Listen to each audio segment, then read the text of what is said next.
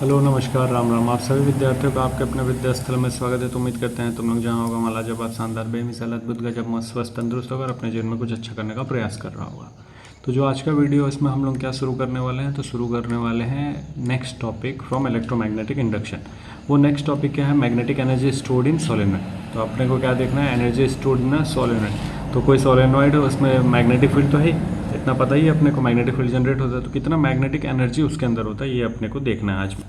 तो एक सोलेनॉइड है जिसमें करंट कांस्टेंट पास हो रहा है, उसके पास एल एन ए एन ये सब मालूम है अपने को। लेंथ हो गया, number of turns per unit length हो गया, नंबर ऑफ टर्न्स हो गया, एरिया हो गया, जो मैग्नेटिक फील्ड होगा क्या हो जाए B equals to mu naught N I, ये सब मालूम है। अब आगे है there is a magnetic energy stored in solenoid. वो कितना होता है, इतना होता है। तो ये कैसे होता है, इसको तो डिराइव करके ले आना पड़ेगा। तो डिराइव करके ले आया जाए भाई, इतना कैसे आएगा, तो देखा जाए डेरिवेशन। ठीक है, तो हम लोग थोड़ा अलग तरीके से करेंगे। ये अलग तरीके से क्या हो, तो हम लोग जानते हैं पावर का फॉर्मूला क्या होता है, रेट ऑफ वर्क डन। ये होता है पावर का formula, rate of work done. थोड़ा सा इसको रीअरेंज करें, तो रीअरेंज करने के बाद हम क्या लिखेंगे, D W is equals to P D T लिख सकते हैं, कोई दिक्कत नहीं है। जो पी होता है वो क्या होता है, वोल्ट पोटेंशियल इंटू करंट होता है। मतलब यहाँ पे हम इसको अगर लिखना चाहें तो हम ई इंटू आई लिखेंगे, क्योंकि पोटेंशियल मतलब ई एम एफ हो गया। तो ई इंटू आई लिख दिया, ये हो गया डी टी, ये हो गया अपने पास डी डब्ल्यू। ठीक है, और ई एम एफ जो है अपने पास कितना, एल आई डी टी है। तो ई एम एफ की जगह पे हम क्या लिख देंगे, एल आई अपॉन में डी टी। ठीक है, D I upon D T ना, और ये है फिर अपने पास आई डी टी। तो डी टी से डी टी को मार दो, बचेगा क्या, एल आई डी आई बचेगा, और यहाँ अपने पास डी डब्ल्यू चला आ रहा है। ठीक, अब हम क्या कर लेंगे, इंटीग्रेट कर लेंगे, क्योंकि भाई जो वर्क डन होता है उसी वर्क डन से तो एनर्जी स्टोर्ड होता है। तो उसी वर्क डन को हम कर रहे हैं, और उसी वर्क डन को जब इंटीग्रेट करेंगे तो अपने पास क्या निकल के आ जाएगा, एनर्जी निकल के आ जाएगा। टोटल जो वर्क डन होगा वही अपने पास एनर्जी निकल जाएगा। तो अब हम इसको इंटीग्रेट कर दिए, डी डब्ल्यू, यहाँ भी इंटीग्रेट कर दिए एल आई डी आई को। ठीक है, इसको इंटीग्रेट करेंगे 0 से आई तक में, ये हो जाएगा अपने पास डब्ल्यू। ठीक, और ये हो गया एल कांस्टेंट, आई का इंटीग्रेशन करेंगे डी आई के रेस्पेक्ट में, तो आई स्क्वायर अपॉन में 2 आ जाएगा, और लिमिट हो जाएगा 0 से आई, तो upper limit minus lower limit. तो कुल मिलाकर जो आने लगेगा वो आ जाएगा W is equals to L I square upon में 2।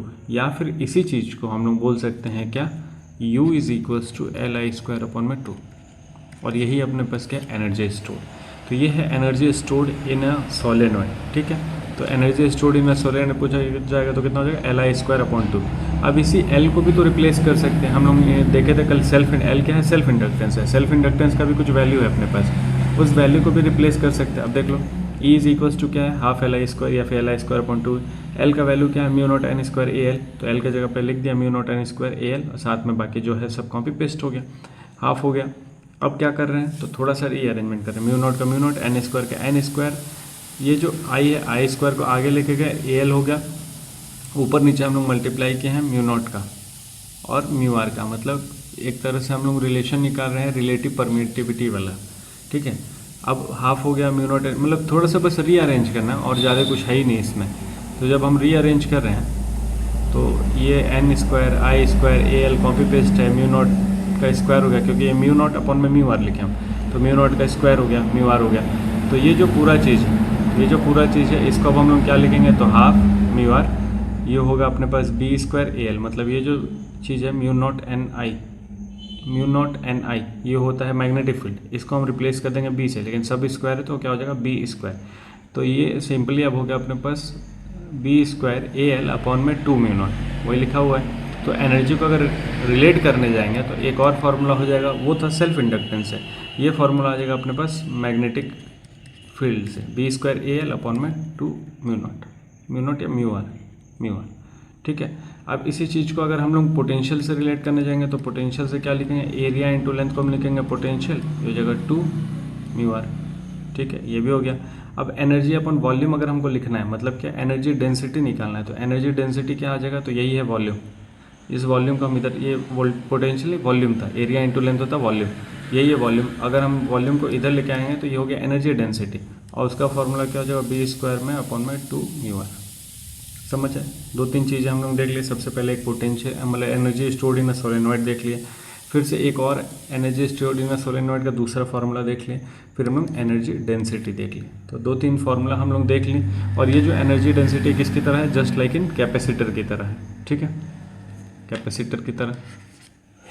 तो ये सिंपल आज का अपना बात हो गया, मतलब थ्योरेटिकल डेरिवेशन पार्ट हो गया। अब हम लोग चलते हैं जो अपना काम है न्यूमेरिकल वाला पार्ट। न्यूमेरिकल वाले पार्ट को देख लिया जब है तो कह रहा है कि एक लॉन्ग सोलेनॉइड है as a self inductance L, if its length is double keeping total number of turns constant then its self inductance will be. तो ये वाला तो तुम लोग खुद करेगा। खुद क्यों करेगा? क्योंकि वैसे देखो यहाँ पे दिया ही हुआ है सारा फॉर्मूला। थोड़ा सा ना, हाँ, कह रहा है कि long solenoid is a self inductance L, तो सेल्फ इंडक्टेंस L हो गया अपने पास। If its length is double, कह रहा है लेंथ को डबल कर देंगे, keeping a total number of turns constant. Total number of turns अभी भी वही है, जैसे क्या था कि पहले 100 टर्न था 1 मीटर में, तो अब क्या कर दिया, लेंथ को डबल कर दिया, मतलब 2 मीटर का लेंथ कर दिया, लेकिन टर्न्स को 100 ही रखें। ठीक, तो number of turns per unit length वाला बात हो गया। तो मतलब number of turns per unit length पे जाएंगे तो हम लोग को देखो दो फॉर्मूला था, एक था mu naught N square A L वाला, और एक तो L mu naught N square L A वाला, एक ये फॉर्मूला था एक। तो यहाँ number of turns per unit length वाला बात हो रहा है, क्योंकि लेंथ को डबल कर दिया गया है, नंबर ऑफ टर्न्स को कांस्टेंट रखा गया है, तो number of turns per unit length वाला बात हो रहा है, मतलब ये वाला फॉर्मूला इस्तेमाल करेंगे। और ये वाला रिलेशन में एल और एल का क्या रिलेशन है, इन्वर्स वाला रिलेशन है। तो इन्वर्स रिलेशन कहने का मतलब ये हो गया, तो अगर हम लेंथ को डबल कर दे रहे हैं तो जो सेल्फ इंडक्टेंस हो जाएगा वो क्या हो जाएगा, हाफ हो जाएगा। तो यहाँ पे क्या हो जाएगा, हाफ हो जाएगा। समझ आया बात?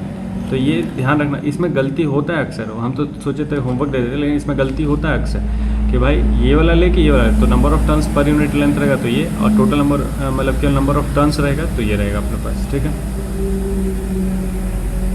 अ कॉइल ऑफ रेजिस्टेंस इतना, इंडक्टेंस इतना, हैज़ बिन कनेक्टेड टू इतना volt battery, the energy store. तो एनर्जी स्टोर का फॉर्मूला क्या है, L I square upon 2। L कितना है, एल है इतना। अब ये रेजिस्टेंस दे रखा, पोटेंशियल दे रखा, तो V इज इक्वल्स टू क्या होता है, आई आर। तो रेजिस्टेंस दे रखा, पोटेंशियल दे रखा, तो करंट निकालना अपने को। तो पोटेंशियल कितने का दे रखा, 100 वोल्ट का, रेजिस्टेंस दे रखा 20 का, तो करंट कितने का हो जाएगा, 5 का। तो L है 5, करंट है 5, 25, तो 25.5, 2500, 5 का स्क्वायर पर 125 अपॉन 2, तो 62.5। तो 62.5 जूल अपना आंसर आ जाएगा। सिंपल था, कुछ हार्ड नहीं था। Magnetic energy stored in a long solenoid of area A and length cross section in a small region L. तो ये तो भाई फार्मूला अभी हम लोग डिराइव किए थे, तो यही फार्मूला आया था। तो इस फार्मूले को बस सेलेक्ट करना है कि कौन सा फार्मूला सही है। कह रहा है कि एक लॉन्ग सोलेनॉइड है जिसमें 1000 टर्न है, when a current of 4 ampere flow through it, it's magnetic flux link with each turn of a solenoid is इतना। ये फ्लक्स दे दिया अपने को, ये टर्न्स दे दिया अपने को। कह रहा है सेल्फ इंडक्टेंस निकाल दो, तो फ्लक्स का फॉर्मूला क्या है, एल आई। यहाँ पे भी तो सेल्फ इंडक्टेंस होता है, तो ये और ये हो गया। अब देखो रट के तुम लोग बैठ जाएगा कि हमको एल का formula mu naught N square A L इस्तेमाल करना, तो गड़बड़ है मामला। फ्लक्स के साथ रिलेट कर रहा है इंडक्टेंस को, तो क्या है, तो flux is equals to L I. यहाँ से अगर एल को देखा जाएगा तो क्या हो जाएगा, फ्लक्स अपॉन में करंट। फ्लक्स कितना दिया, इतना दिया। क्या करंट मालूम है अपने को, तो भाई करंट भी तो कुछ मालूम हो। जैसे अगर हम लोग बात करने जाएंगे तो करंट कितना है अपने पास, तो करंट यहाँ पे दिया ही नहीं है। तो अ लॉन्ग सोलेनॉइड है 1000 टर्न्स, तो यहाँ पे एन का भी तो मल्टीप्लाई हो जाएगा। जैसे इसको हम एक और स्टेप आगे बढ़ा देते हैं,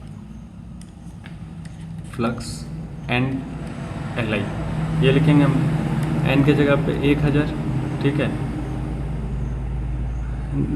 और each turn of a solenoid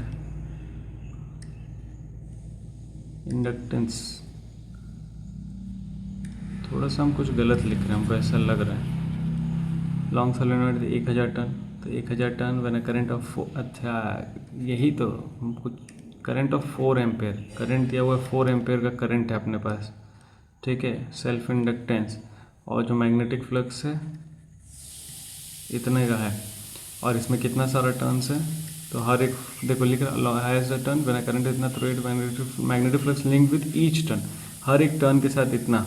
तो 1000 टर्न है तो मैग्नेटिक फ्लक्स को 1000 से मल्टीप्लाई कर देंगे, तो यहाँ बचेगा 4, तो कुल मिला के एल आ जाएगा 1 अपने पास ना, 1 आ जाएगा। हाँ, तो 1 आ गया अपने पास। तो देखो करंट हम ये वाला छोड़ रहे थे तो इसलिए थोड़ा सा दिक्कत आ रहा था। ये भी सिंपल था, हो गया।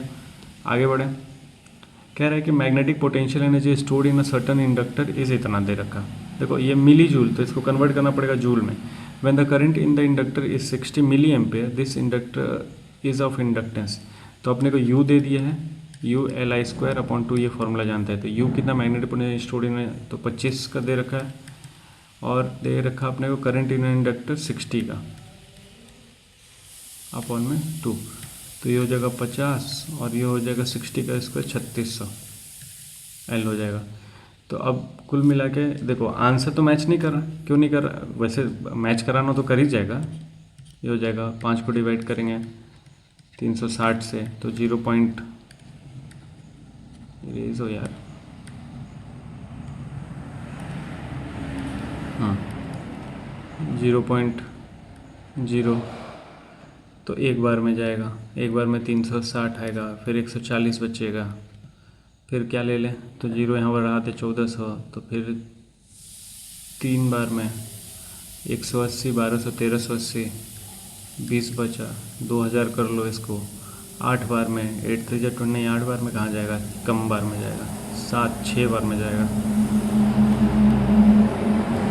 6 बार में 360 और 80, हाँ 5 बार में जाएगा।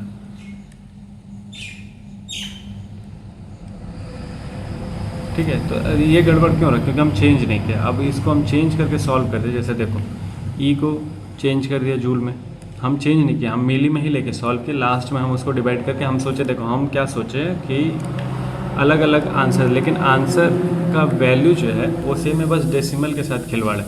तो डेसिमल के साथ अगर खिलवाड़ है तो ये वाला तरीका गलत है करने का, ठीक है, क्योंकि इसमें ये जो मेथड है ये अप्रॉक्स वाला मेथड है, तो यहाँ पे केवल डेसिमल के साथ खिलवाड़ है, तो ये वाला तरीका गलत है करने का। तो जो बेहतर, क्योंकि देखो डेसिमल के साथ खिलवाड़ और देखो मैग्नीट्यूड, मतलब जो नंबर से 0 1 3 8 1 3 8 1 3 8 1 3 8 सब में है, अपना आंसर भी 1 3 आ रहा है, लेकिन उसके बाद 6 आ रहा है। लेकिन अगर यही ये 1 3 8 दिया रहता है, ये 2 4 कुछ दिया रहता है, ये 5 6 कुछ दिया रहता है, ये 9 कुछ दिया रहता है, तो हम डायरेक्ट इसको आंसर टिक कर देते हैं, क्योंकि अब नज़दीक आ रहा था। लेकिन यहाँ पे सारा ही आंसर एक जैसा दे रखा है, तो हम क्या करेंगे, हमको एग्जैक्ट सॉल्व करके निकालना पड़ेगा। तो जब एग्जैक्ट सॉल्व करके निकालना है तो तरीके से सॉल्व करना पड़ेगा, और तरीका क्या है कि इसको चेंज करना, मिली जूल को चेंज करना, मिली एम्पेयर को चेंज करना, चेंज मतलब जूल में चेंज करना, एम्पेयर में चेंज करना, तब सॉल्व करना। जैसे देखो यहाँ पे चेंज किया ना, वो यहाँ पे भी चेंज किया, यहाँ पे भी चेंज किया, फिर यू वाला फॉर्मूला अप्लाई करके सॉल्व किया, तो देखो उसका आंसर आ गया इतना। तो यही है कि जब तरीके से सॉल्व करेंगे तब इस तरीके का क्वेश्चन हम लोग सॉल्व कर पाएंगे और आंसर आ पाएगा। ठीक है, तो आज का वीडियो इतना ही रहने दिया जाए क्या, ये देख लिया जाए आगे। चार्जिंग ऑफ इंडक्टर कर लेते हैं, चार्जिंग ऑफ इंडक्टर। तो चार्जिंग ऑफ इंडक्टर जानने से पहले हम लोग थोड़ा सा बेसिक एक जानकारी ले लें जो हम लोग पढ़ चुके हैं। तो हम लोग रेजिस्टर के बारे में पढ़ चुके हैं, हम लोग कैपेसिटर के बारे में पढ़ चुके हैं, हम लोग इंडक्टर के बारे में पढ़ चुके हैं। आर हो गया रेजिस्टर के लिए, सी हो गया कैपेसिटर के लिए, एल हो गया इंडक्टर के लिए। मान लो रेजिस्टेंस को अगर दिखाना है डायग्राम में, तो हम लोग कैसे दिखाते हैं, ऐसे, ये हो गया रेजिस्टेंस या रेजिस्टर का डायग्राम। अगर अपने को कैपेसिटर का डायग्राम बताना है तो कैसे बताएंगे हम लोग, ये हो गया कैपेसिटर का डायग्राम। अगर इंडक्टर का डायग्राम बताना है तो कैसे बताएंगे हम लोग, तो इंडक्टर होता है एक तरह से सोलेनॉइड, तो सोलेनॉइड हम लोग ऐसे बताते हैं, तो ये हो गया अपने पास इंडक्टर। ठीक है, तो हम लोग क्या क्या पढ़ चुके हैं, हम लोग रेजिस्टेंस के बारे में पढ़ चुके हैं। तो रेजिस्टेंस के फार्मूला क्या होता है, तो R is equals to rho L upon A, कुछ ये हम लोग फार्मूला लिखते थे, तो ये हो गया रेजिस्टेंस। रेजिस्टेंस में पोटेंशियल क्या होता था, तो V is equals to IR होता था पोटेंशियल के बारे में। फिर इसमें जो पावर होता था वो हम क्या लिखते थे, I²R लिखते थे। इसमें जो हीट एनर्जी डिसिपेट होता था I²RT होता था। तो ये सब चीज़ हम लोग रेजिस्टेंस में पढ़ चुके थे। ठीक है, कैपेसिटेंस में भी कुछ हम लोग पढ़े थे। तो कैपेसिटेंस में क्या पढ़े थे भाई, तो कैपेसिटेंस में हम लोग पढ़े थे सबसे पहले कैपेसिटेंस। तो कैपेसिटेंस कितना होता था, A∈0 अपॉन में D, ये होता था कैपेसिटेंस। इसी तरह इसमें भी पोटेंशियल होता था, तो पोटेंशियल कितना होता था, Q/C, ये होता था इस कैपेसिटेंस में पोटेंशियल। इसमें भी कुछ एनर्जी होता था, तो एनर्जी दो में होता था, एक कैपेसिटेंस से रिलेट करता हुआ, एक पोटेंशियल से रिलेट करता हुआ। तो कैपेसिटेंस से रिलेट करता होता था Q²/2C, और ये होता था CV²/2। तो ये दो अपने पास पोटेंशियल मतलब एनर्जी का भी फार्मूला था कैपेसिटेंस में। इसी तरीके से हम लोग बेसिक इंडक्टर के बारे में भी पढ़ लिए। तो इंडक्टर के बारे में जो हम लोग पढ़े हैं, सबसे पहले इंडक्टेंस पढ़े। इंडक्टेंस कितना पढ़े, μ0 n² IAL, ये हम लोग पढ़े IAL। ठीक है, ये हो गया इंडक्टेंस। उसी तरीके से इंडक्टेंस में भी पोटेंशियल हम लोग देखें कि भाई पोटेंशियल अगर इंडक्टेंस में बात करेंगे तो कितना था, -LdI/dt। मैग्नीट्यूड लिखने जाएंगे तो केवल LdI/dt लिखेंगे। ठीक है, L d I by d T minus of L d I by d T हो गया पोटेंशियल। इसी तरीके से इसमें अपने पास एनर्जी भी आया था, कितना आता है एल आई स्क्वायर अपॉन में 2, एल आई स्क्वायर अपॉन में 2 ये। तो ये तीनों चीज़ हम लोग देखो अलग अलग पढ़ चुके हैं, रेजिस्टेंस भी पढ़ चुके हैं, कैपेसिटेंस भी पढ़ चुके हैं, इंडक्टेंस भी पढ़ चुके हैं, ठीक है। अब पिछले चैप्टर पिछला वाला जब कैपेसिटेंस हम लोग पढ़ रहे थे तो उस चैप्टर में हम लोग इन दोनों को कंबाइन करके भी पढ़े थे, जिसको हम लोग बोलते हैं आरसी सर्किट। वैसे पता नहीं नाम दिए थे कि नहीं दिए थे पता नहीं हमको, लेकिन आरसी सर्किट इन दोनों को कंबाइन करके हम लोग बोलते हैं, ठीक है। अब अपने पास एक एक्स्ट्रा आ गया इंडक्टेंस, ठीक है। अब हम लोग पढ़ेंगे या तो देखो अब हम इंडक्टेंस को आर से भी कंबाइन करेंगे तो हो जाएगा आर एल सर्किट या एल आर सर्किट भी बोलते हैं इसको, ठीक है, एल आर ही सर्किट बोलते हैं, एल आर सर्किट हो गया। तो उसके बाद इसको कंपेयर कर मतलब इन दोनों कंबाइन करेंगे तो एल सी सर्किट ये भी हो जाएगा, और जब तीनों को कंबाइन करेंगे तो एल सी आर सर्किट, ठीक, यही होगा। तो फिलहाल हम लोग को पढ़ना है चार्जिंग ऑफ इंडक्टर। अब देखो चार्जिंग ऑफ इंडक्टर में क्या क्या है, एक तो इंडक्टेंस है मतलब इंडक्टर है, और एक रेजिस्टेंस है मतलब एल आर। तो मतलब कौन सा सर्किट हम लोग पढ़ने जा रहे हैं, एल आर सर्किट के बारे में पढ़ने जा रहे हैं हम लोग फिलहाल। तो अभी जो अपने को पढ़ना है क्या पढ़ना है, एल आर सर्किट, क्योंकि चार्जिंग ऑफ इंडक्टर में हमको क्या कंबाइन करना है, रेजिस्टेंस और इंडक्टेंस को, रेजिस्टर को और इंडक्टर को लेके ईएमएफ से कनेक्ट करेंगे हम लोग। तो उस केस में जो अपने को देखने को मिलता है वो चार्जिंग ऑफ इंडक्टर देखने को मिलता है, ठीक है। या फिर इसको बोलते हैं राइज ऑफ करंट भी बोलते हैं हम लोग, ठीक है। इस वाले सिचुएशन में करंट का राइज भी होता है। तो ये देखो ये तीनों अलग अलग याद होना चाहिए, ऐसा फॉर्मूला जब याद होगा तभी कुछ हो पाएगा। तो अब हम लोग क्या बात करें, हम लोग बात करें एल आर सर्किट के बारे में। तो एल आर सर्किट का एक सिंपल सा डायग्राम है, ये अपने पास इंडक्टर लगा हुआ है, एक रेजिस्टेंस लगा हुआ है, ठीक है, यहाँ पे की है और यहाँ पे ईएमएफ है, ये सिंपल से एक डायग्राम है। अब यहाँ पे जो सिचुएशन है, तो अगर सिचुएशन के बारे में बात कर ले तो क्या क्या लेना है अपने को। तो सबसे पहले at T is equals to 0, जब t इज इक्वल्स टू 0 रहेगा तो जो सर्किट में करंट रहेगा वो भी कितना रहेगा, 0 रहेगा, पोटेंशियल रहेगा वो भी कितना रहेगा, 0 रहेगा। किसके अक्रॉस, ये रेजिस्टेंस के अक्रॉस है। और inductor behave as open wire, तो उसलिए उसमें जो इंडक्टेंस में पोटेंशियल रहेगा वो कितना रहेगा, जो बैटरी का पोटेंशियल है वो ई। कब, ये t इज इक्वल्स टू 0 पे बात हो रहा है, जब टाइम 0 रहेगा, मतलब जैसे ही हम मतलब सिचुएशन देख रहे हैं, की को ऑन कर रहे हैं, उस केस में ये सारा चीज़ बात हो रहा है। मतलब की इज जस्ट क्लोज लिखा ना, की इज जस्ट क्लोज, मतलब जैसे ही ओपन किया उस केस में ऐसे बात हो रहा है कि हम लोग बस रीडिंग अब शुरू करने वाले हैं। तो उस समय करंट 0 था, रेजिस्टेंस का अक्रॉस पोटेंशियल 0 था, इंडक्टर वायर की तरह बिहेव कर रहा, तो इसके अक्रॉस जो पोटेंशियल था वो ई था। ये हो गया कब, at T is equals to 0। अब हमको निकालना है एट टी टाइम पे, मतलब किसी रैंडम टाइम पे हमको सारा चीज़ कैलकुलेट करके निकालना है। ये तो टी इज इक्वल्स टू 0 हो गया। अब देखो ये जो चीज़ किया हुआ है, तो देखो यहाँ दो सिचुएशन बना हुआ ना, at T is equals to 0 पे ये कहानी दिया हुआ है, इंडक्टर एज ओपन हुआ है, at steady state T is equals to infinite, मतलब जब एक स्टेबल स्टेट आ जाएगा, उस स्टेबल स्टेट में टी को क्या मान रहा है, इनफाइनाइट मान रहा है, और उस केस में करंट क्या हो जाएगा, करंट उस केस में इसमें कांस्टेंट हो जाएगा।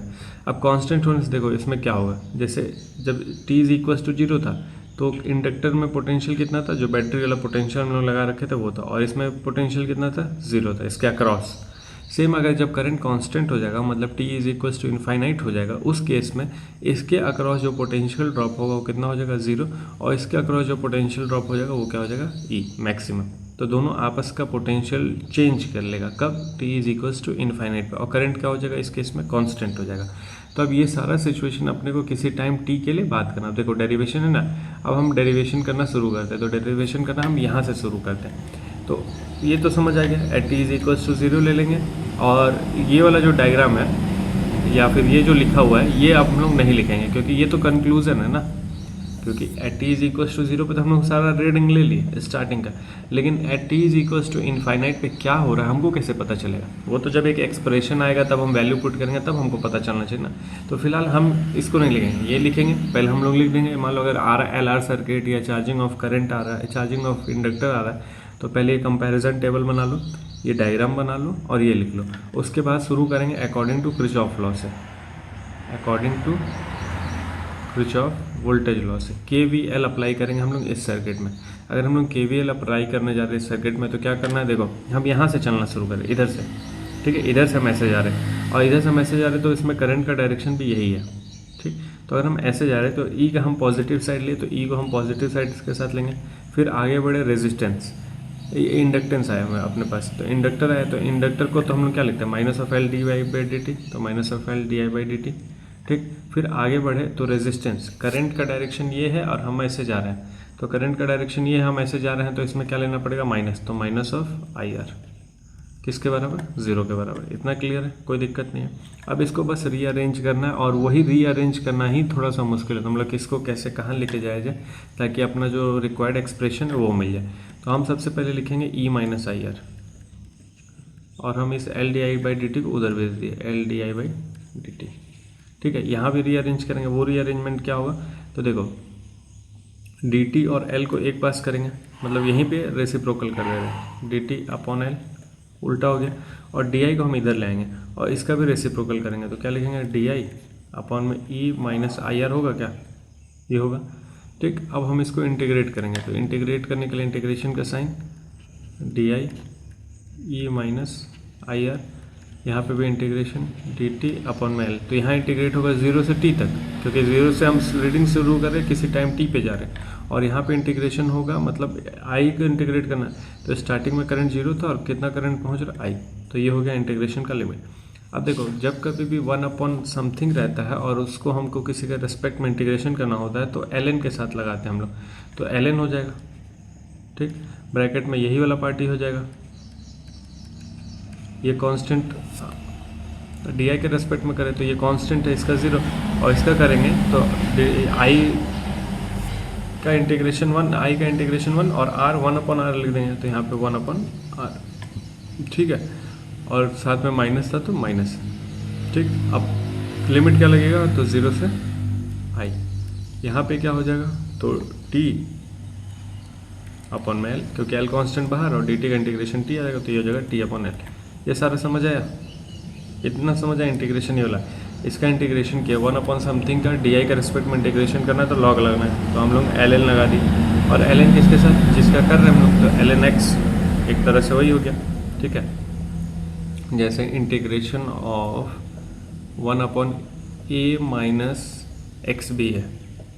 ठीक है, जैसे integration of 1 upon A minus x, ये हम लोग स्टार्टिंग में पढ़े थे, मतलब जब हम लोग बेसिक मैथमेटिक्स पढ़े थे क्लास 11 में तभी पढ़े थे ए माइनस एक्स, और तुम लोग लॉग तो पढ़ ही चुका होगा, क्लास 12 में आ गया तो लॉग तो पढ़ ही चुका होगा, और ये है अपने पास टी एक्स। हमको ये करना है इंटीग्रेशन में, तो हम क्या करते हैं, तो भाई जब कभी 1 अपॉन एक्स समथिंग में आता है तो हम लोग लॉग के साथ डिफ्रेंसिएशन करते हैं, तो ए माइनस एक्स भी होता है। ठीक है, साथ में इसका अगर हम लोग करेंगे तो इसका 1 अपॉन बी लिखेंगे, लेकिन माइनस लगाए तो माइनस के साथ 1 अपॉन बी, ये आता है इसका इंटीग्रेशन, वही फॉर्मूला हम यहाँ इस्तेमाल किए हैं। ठीक, और लिमिट था 0 से, तो 0 से लिमिट पुट कर दिया, इसका इंटीग्रेशन टी एल मिल गया। अब क्या करेंगे, थोड़ा सा रीअरेंजमेंट, ये माइनस को हमको हटाना है, ठिकाने लगा, तो माइनस को उधर भेज देंगे, तो L N E minus I R 0 से आई, माइनस को उधर भेज दे, तो minus of R T by L, ये देखने को मिला। अब हम क्या करेंगे, इसको एल एन को हटाना है, एल एन को जब इधर से हटाएंगे तो उधर ई आ जाएगा।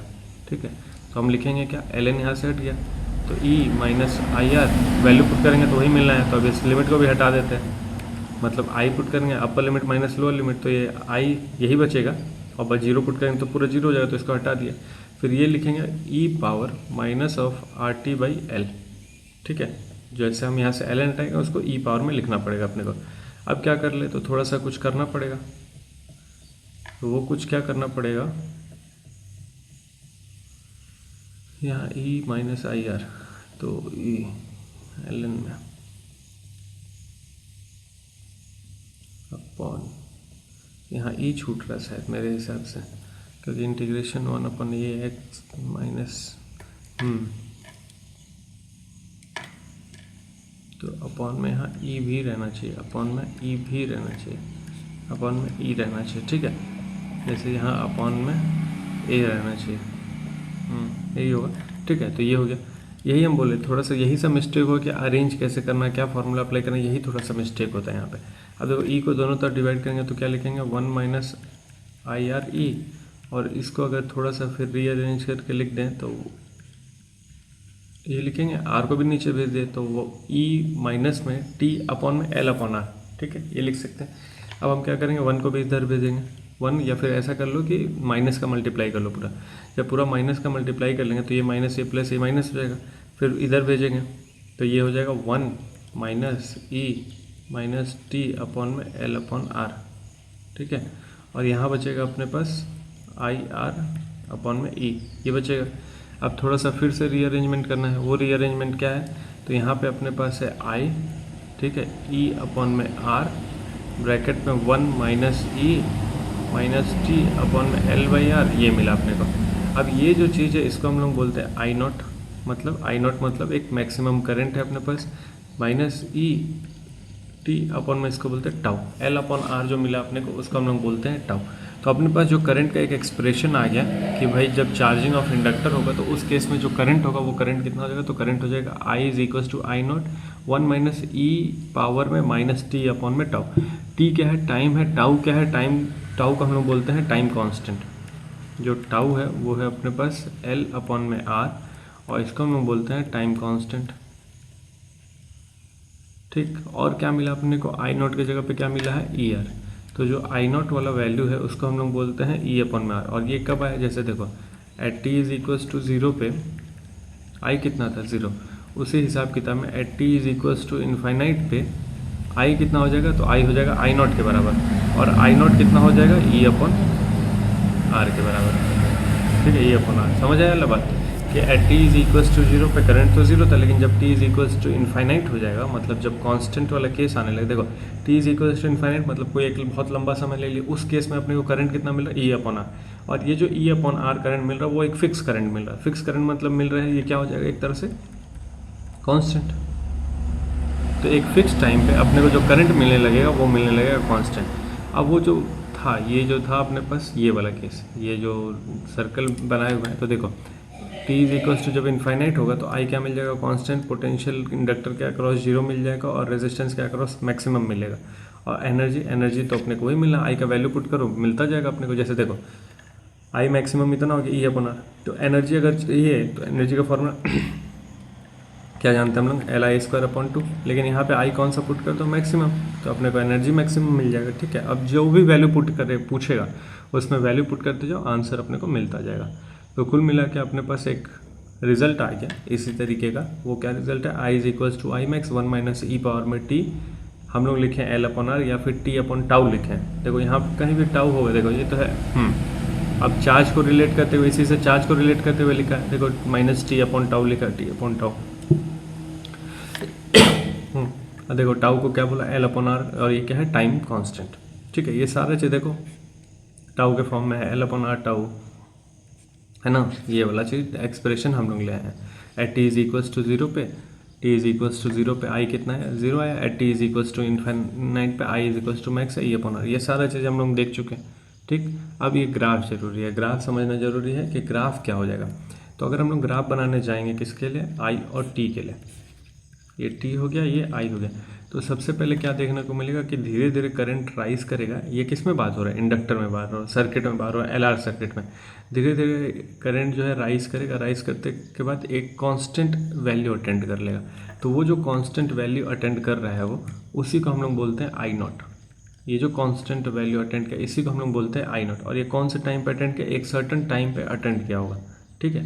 टी इज इक्वल्स टू कुछ अटेम्प्ट किया होगा, लेकिन उसके बाद अगर हम कहीं भी चले जाएंगे, इनफाइनाइट पे भी जाएंगे, तो अपने को मैक्सिमम वैल्यू आई नॉट ही मिलना है। और वो आई नॉट का वैल्यू कितना मिल रहा है अपने को, ई अपॉन में आर। समझ आ रहा बात। इसीलिए वो कहा है कि अब जैसे देखो यहाँ पे ये मैक्सिमम वैल्यू बात हुई यहाँ पे इस पॉइंट पे, तो अब इसके बाद जो है वो कोई भी टाइम पे चले जाओ, इनफाइनाइट टाइम पे, अपने को मैक्सिमम करंट कितना मिलना, आई नॉट ही मिलना है।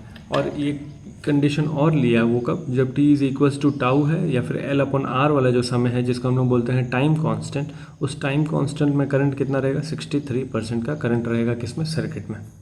जब हम लोग टाइम कांस्टेंट पे निकालेंगे करंट तो उस केस में जो सर्किट में करंट रहेगा वो कितना रहेगा, 63% रहेगा, ठीक है। तो ये हो गया। अब मान लो इसी केस में हमको एनर्जी का भी ग्राफ बनाना है। ये तो हम आई और टी का ग्राफ बनाए, अगर हमको एनर्जी का ग्राफ बनाना है तब कैसे बनेगा, तो एनर्जी का ग्राफ भी ऐसे ही बनेगा सेम इसी तरीके से कि पहले धीरे धीरे एनर्जी राइज करेगा, उसके बाद एक कांस्टेंट वैल्यू अटेंड कर लेगा, ठीक। अब ये कांस्टेंट वैल्यू मैक्सिमम वाला होगा, जो यू मैक्स हम लोग निकाले, U max is equals to L I square था ना, एल आई स्क्वायर अपॉन में 2, तो आई की जगह पे आई मैक्स रख देना है, तो कहने का मतलब आई नॉट रख देना है। जैसे हम लोग क्या देखे थे, ये वाला जो चीज़ है अपने पास ये यू मैक्स वाला है, ठीक। अब यू मैक्स का क्या फॉर्मूला देखे थे, L I not square upon में 2, ठीक है। आई नॉट क्या है, मैक्सिमम करंट, तो ये वाला वैल्यू है अपने पास। तो एनर्जी के लिए ये ग्राफ बन जाएगा, ठीक है, उम्मीद करते समझ आया होगा चार्जिंग ऑफ कंडक्टर, या फिर इसको बोल दो LR सर्किट। अब हम लोग बढ़े आगे बढ़ने में क्या देखने को मिलेगा, draw graph between DI and time, जो हम लोग बनाए हैं अभी, DI एंड टाइम, यही तो है ग्राफ, यही है ग्राफ DI और टाइम के बीच का, देख लो यही है। लेकिन यहाँ पे क्या हो रहा है, यहाँ तो DI/dt और टाइम का बताना है, मतलब rate of change of current और टाइम का ग्राफ बताना है। वो जो ग्राफ था वो करंट और टाइम का ग्राफ था। तो देखो ये अपने पास एक्सप्रेशन है, I=Imax, ये एक्सप्रेशन है। इसको डिफ्रेंशिएट, क्योंकि भाई हमको DI/dt लेना है तो डिफ्रेंशिएट करना पड़ेगा विद रिस्पेक्ट टू टाइम। तो डिफ्रेंशिएट के विद रिस्पेक्ट टू टाइम ये मिला अपने को Imax हुआ, जो टी वाला पार्टी है बस उसी का अपने को डिफ्रेंशिएशन होगा, बाकी कांस्टेंट का तो जीरो मिल जाना है, तो कांस्टेंट का जीरो मिल गया। Imax का रेशो क्या, E/R, इसको जब डिफ्रेंशिएट किया तो 1/-1/τ आया, ई पावर जो था वो हो, ठीक। अब क्या लिखेंगे, 1/τ, टाउ क्या है, टाउ का मतलब है कांस्टेंट L/R, तो टाउ के जगह पे हम क्या लिखेंगे L/R, तो L/R, R से R कैंसिल, तो बचा E/L, ई पावर में समथिंग। ये अपने पास एक फाइनल एक्सप्रेशन आया DI/dt के लिए। अब इसमें हम लोग क्या करेंगे, वैल्यू पुट करेंगे। तो वैल्यू जब पुट करेंगे एट t=0, t=0 पे e⁻0 मतलब DI/dt केवल किसके बराबर आएगा, E/L के। तो DI/dt किसका है, E/L के, मतलब कुछ वैल्यू आएगा।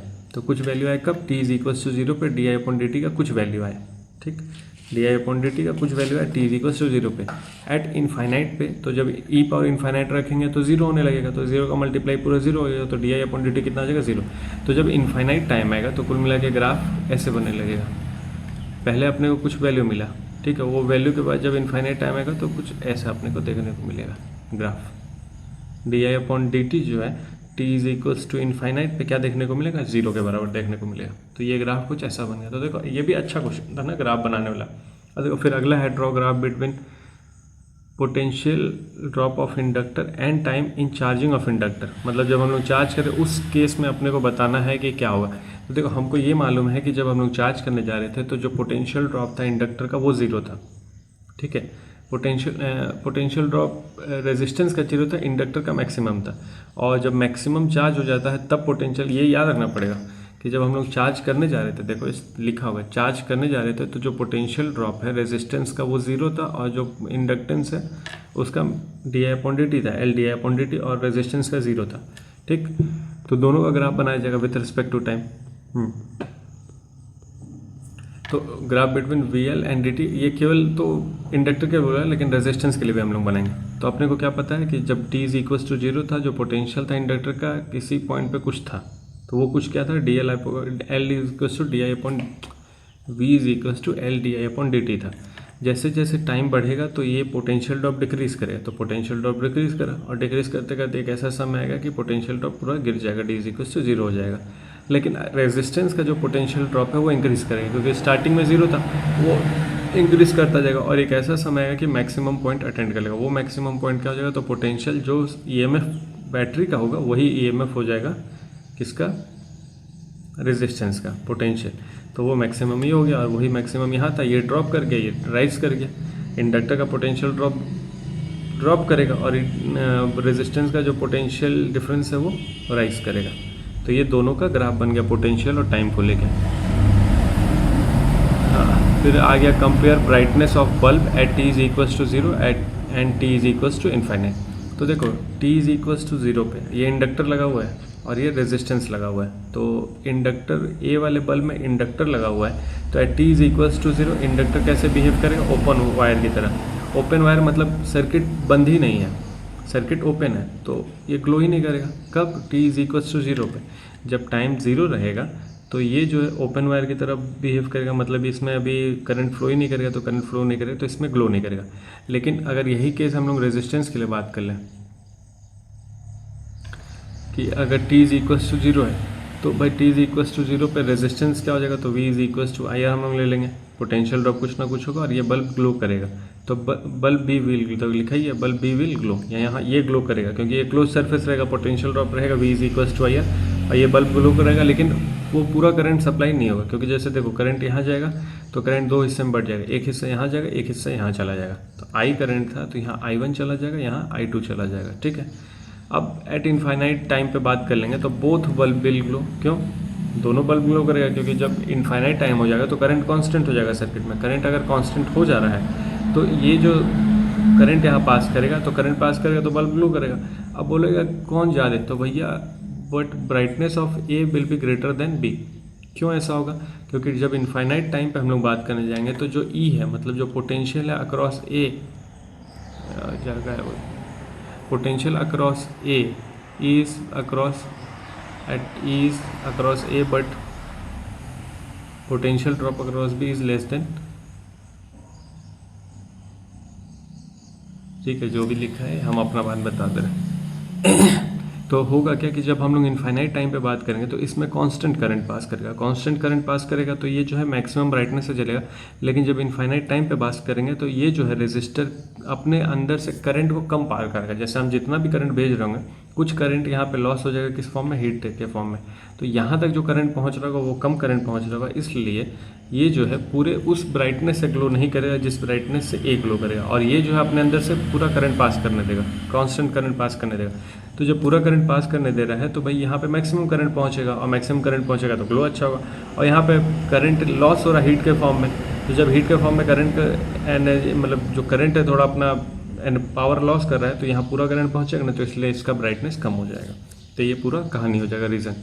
ठीक है, तो ये हो गया। उसके बाद the current circuit bulb will become suddenly bright if, तुम लोग देख लेना ये वाला क्वेश्चन, फिर ये भी क्वेश्चन देख लेना।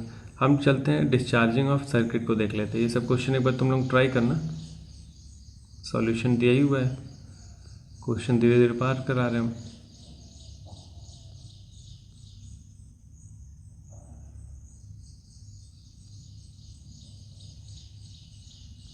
हम बात कर लेते हैं डिस्चार्जिंग ऑफ इंडक्टर। कितना टाइम हो गया? 24 ये हो गया, काफ़ी लंबा वीडियो हो गया। मान लो इधर और उधर दोनों मिला देंगे। हाँ, इसको देख के ख़त्म करते हैं, डिस्चार्जिंग ऑफ इंडक्टर। तो डिस्चार्जिंग ऑफ इंडक्टर क्या हो जाएगा? डिस्चार्जिंग, अभी हम लोग क्या कर रहे थे? Charging of inductor. अब अपने को क्या करना है? Discharging of inductor. Discharging of inductor कहने का मतलब क्या? इंडक्टर को डिस्चार्ज करना। डिस्चार्ज कैसे करेंगे? तो देखो ये सब ताम झाम इतना नहीं बनाएंगे, सिंपल सा एक डायग्राम बनाते हैं। जैसे ये हो गया अपने पास रेजिस्टेंस, ये हो गया अपने पास इंडक्टर, और ये हो गया अपने पास सर्किट। तो यहाँ देखो ईएमएफ कहीं पे भी है क्या? पोटेंशियल, कोई पोटेंशियल नहीं लगाए, कोई बैटरी नहीं लगाए। तो जब कोई बैटरी नहीं लगाए, जैसे वहाँ पे बैटरी लगाए थे, तो उस बैटरी की वजह से करंट सप्लाई हो रहा था, पोटेंशियल ड्रॉप क्रिएट हो रहा था, और चार्जिंग ऑफ इंडक्टर होता। यहाँ से वहाँ से अगर हम ईएमएफ को निकाल लेंगे, मतलब वो जो ई लगाए थे उसको अगर हम वहाँ से निकाल लेंगे, तो उसको निकालने के बाद जो अपने पास सर्किट तैयार होगा, उस सर्किट में डीके ऑफ करंट होगा। उसी चीज़ को हम लोग बोलते हैं डिस्चार्जिंग ऑफ इंडक्टर, या फिर उसी चीज़ को बोला जाता है डीके ऑफ करंट। क्या बोला जाता है? DK of current. दोनों सेम चीज़ है। अगर डीके ऑफ करंट है तो भी डिस्चार्जिंग ऑफ इंडक्टर के बारे में बात कर रहा है, डिस्चार्जिंग ऑफ इंडक्टर मतलब डीके ऑफ करंट के बारे में बात कर रहा है। होगा क्या? जो हम लोग वहाँ देखें वही चीज़, सारा चीज़ हम लोग करेंगे। तो at T is equals to 0 हम लोग बात करने जाएंगे। At T is equals to 0 I कितना होगा? आई नॉट होगा, जो मैक्सिमम होगा, क्योंकि भाई हम लोग क्या किए थे? पहले चार्ज किए तो सर्किट मतलब उसमें मैक्सिमम करंट है जो आई नॉट के बराबर है। अब हम लोग फिर से अप्लाई क्या करेंगे? According to Kirchhoff voltage law. क्या देखने को मिलेगा? वही चीज़, E minus I R minus of L d I by d t is equals to 0, जो वहाँ देखे थे। अब ई कितना है? तो ई है अपने पास 0, minus of I R minus of L d I by d t. तो अगर इसको 0 पुट कर दिए और एक पार्टी को उधर भेज देंगे तो माइनस हट जाएगा, तो कुल मिला के ये बचेगा अपने पास minus of I R equals to L d I by d t. थोड़ा सा रीअरेंजमेंट करना, वही रीअरेंजमेंट ही थोड़ा सा ये होता है कैसे किसको अरेंज करें।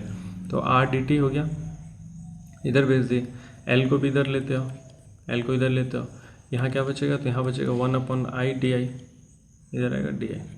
ठीक है, तो ये अपने को देखने को मिला। अब क्या करना? माइनस के साथ अब इंटीग्रेशन करना है, तो आर एल डी टी, तो 0 से t हो जाएगा, 0 से t होगा इक्वल्स टू इंटीग्रेशन। तो करंट अगर हम लोग बात करेंगे मैक्सिमम करंट से मिनिमम करंट, मतलब आई तक जाएगा, डी आई अपॉन आई ये होगा। हाँ, तो अब ये क्या? आर बाई एल बाहर निकल आएगा, डी टी का टी आ जाएगा, अब माइनस का साइन भी है ना, तो माइनस का साइन हो गया, इज इक्वल्स टू, इसमें अगर फिर से 1/i है तो ln होगा, ln i, और वैल्यू पुट करना है आई नॉट से आई तक। ठीक है, minus of R L T ln है, तो ln अपर लिमिट माइनस लोअर लिमिट, तो क्या बचेगा अपने पास आई अपॉन में आई नॉट, यही आना है। ठीक, उसके बाद यहाँ से एल एन हटाएंगे तो इसको ई पावर में लिखेंगे, e power minus of R L t is equals to I upon में आई नॉट। ठीक है, फिर से रीअरेंज करें, आई का वैल्यू निकालना अपने को, आई निकालना ना, तो ये हो जाएगा आई नॉट माइनस ई पावर, देखो फिर से वही है, आर को अगर नीचे ले आएंगे तो हम क्या लिखेंगे, माइनस ऑफ टी अपॉन में एल बाई आर लिखेंगे, तो ये एक हो गया। इसी को अगर हमको टाउ के फॉर्म में लिखना है, जो टाइम कांस्टेंट ले रहे थे, तो वो क्या लिखेंगे, I is equals to I naught e power minus t upon में टाउ। तो ये अपने पास क्या आ गया, एक करंट का एक्सप्रेशन आ गया जो डिस्चार्जिंग ऑफ इंडक्टर में होगा। तो ये एक्सप्रेशन डिस्चार्जिंग ऑफ इंडक्टर या फिर डीके ऑफ करंट में देखने को मिलता है। तो ये हो गया अपने पास करंट का एक्सप्रेशन किसके लिए, डिस्चार्जिंग ऑफ इंडक्टर के लिए। देखा जाए यहाँ पे क्या आया है, तो देख लो यहाँ पे भी तो वही आया है, I is equals to I maximum I naught जिसको बोल रहे ई पावर है minus of R T by L. ठीक है, वही सेम एक्सप्रेशन आया। तो ये हो गया अपने पास डीके ऑफ करंट का या फिर डिस्चार्जिंग ऑफ इंडक्टर का डेरिवेशन और एग्जांपल। अब एक क्वेश्चन ये है, the switch shown in the circuit is closed at T is equals to 0, the current drawn from the battery by the circuit at T is equals to 0 and T is equals to infinite in the ratio. तो कह रहा है कि मतलब T is equals to 0 और T is equals to infinite पे जो current का ड्रॉ मतलब लिया जाएगा बैटरी द्वारा, वो कितना हो जाएगा, उसका रेशियो कितना हो जाएगा। तो अगर बात करने जाएंगे इसमें, टी इज इक्वल्स टू 0 पे करंट ये मिलेगा अपने को, और T is equals to infinite पे भी करंट वही मिलेगा अपने को। तो जब दोनों केस में करंट सेम ही मिल रहा है तो रेशियो क्या हो जाएगा, 1:1। ठीक है, फिर उसके बाद ये हो गया आर एल सर्किट, ईएमएफ लगा हुआ है, ईएमएफ लगा, इसमें पूछा क्या है, डायग्राम बना हुआ है, तो पूछा जानना क्या चाहता है इसमें, वो हो सकता है इंडक्टेंस और रेजिस्टेंस के बारे में कंपेयर करने बोला होगा। तो इन दोनों केस में अगर बात करने जाएंगे तो इंडक्टेंस मतलब एक का टाउ 1 ग्रेटर है क्या, ये टाउ 1 है, ये टाउ 2 है, तो यही है, टाउ 2 ग्रेटर देन टाउ 1 है। ठीक है, टाउ का रेशियो क्या होता है, तो एल बाई आर ये देखने को मिलेगा। अब इसके बाद क्या होगा, दोनों का रेजिस्टेंस अगर सेम है तो रेजिस्टेंस सेम है तो रेजिस्टेंस कैंसिल, तो यहाँ से L2 ग्रेटर देन क्या मिल जाएगा, L1। मतलब इंडक्टेंस का कंपैरिजन इन करना अपने को, और कह रहा है कि दोनों केस में करंट सेम है, जैसे कुछ लिखा नहीं बस डायग्राम बना दिया है। तो दोनों केस में अगर मैक्सिमम करंट सेम है, ये ग्राफ दिया होगा तभी ये सब सॉल्व हो पाएगा। ये ग्राफ देगा, बोलेगा कि कंपेयर इंडक्टेंस कंपेयर रेजिस्टेंस, तो पहले रेजिस्टेंस हम कंपेयर कर लेंगे। तो आई मैक्सिमम सेम है, तो आई मैक्सिमम अगर सेम है तो ई अपॉन में आर हो जाएगा, ई अपॉन में आर हो जाएगा। और ये किसके लिए बात कर रहे हैं, दोनों रेजिस्टेंस के लिए बात करें। तो ई अगर सेम है तो R2 इज इक्वल्स टू क्या मिल जाएगा, R1। तो क्या मिल जाएगा अपने को, रेजिस्टेंस सेम मिल जाएगा, और रेजिस्टेंस सेम मिल गया तो ये कैंसिल हो गया। इंडक्टेंस क्या मिल जाएगा, जो L2 है, मतलब जो दूसरे सर्किट का इंडक्टेंस है वो ज़्यादा हो जाएगा एज़ कम्पेयर टू पहले सर्किट का इंडक्टेंस है। तो ये भी इस टाइप का भी क्वेश्चन आता है। फिर देखो कंपेयर करने वाला ये भी, तो ये तुम लोग करेगा, डिस्चार्जिंग ऑफ इंडक्टर, यही तो देखें अभी हम लोग। ठीक है, देख लो ये एक क्वेश्चन हो गया, एक क्वेश्चन ये है, तो बस इतना ही है। तो जो भी 2 4 5 क्वेश्चन है वो एक बार तुम लोग ट्राई कर लेना, जो भी हम दिखाएं। बाकी हम लोग मिलते हैं नेक्स्ट वीडियो में, तब तक अपना ख्याल रखो, पढ़ाई लिखाई करते रहो और पढ़ाई लिखाई करते रहो बस। ठीक, मिलते हैं तब तक हम लोग, तब तक के लिए राम राम।